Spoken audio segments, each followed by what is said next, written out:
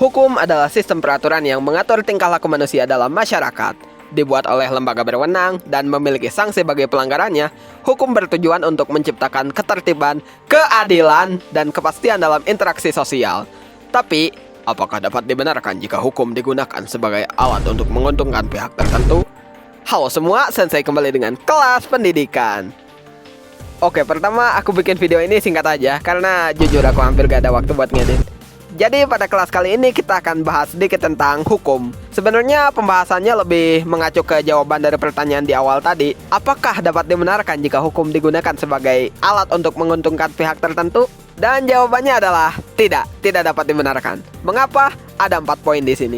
Yang pertama, itu melanggar prinsip keadilan. Karena ya, semua orang di mata hukum itu harus diperlakukan sama. Gak harus mandang pendidikannya, jabatannya, keluarganya, pilihan politiknya. Bahkan di pasal 27 ayat 1 Undang-Undang Dasar 1945 disebutkan segala warga negara bersamaan kedudukannya di dalam hukum dan pemerintahan, dan wajib menjunjung hukum dan pemerintahan itu dengan tidak ada kecualinya. Nah, dengar tuh.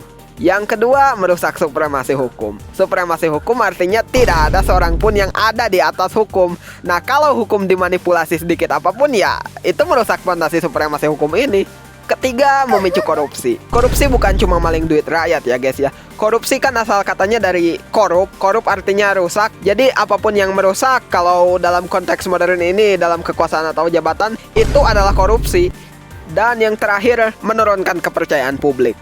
Ketika masyarakat melihat bahwa hukum tidak diterapkan secara adil dan digunakan untuk keuntungan pihak tertentu, kepercayaan mereka terhadap institusi hukum akan menurun drastis. Ini dapat mengarah pada ketidakpuasan dan ketidakstabilan sosial. Bahkan ada seorang tokoh politik yang mengatakan, kalau kepercayaan pada sistem hukum dan peradilan kita runtuh, maka sesungguhnya negara ini yang runtuh.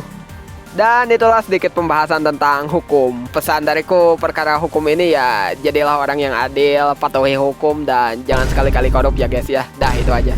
Sekian untuk kelas kali ini. Kalau ada risetku yang salah, silahkan koreksi di kolom komentar atau bisa join server Discordku, linknya ada di deskripsi. Terima kasih telah menonton video ini dan sampai jumpa di kelas selanjutnya.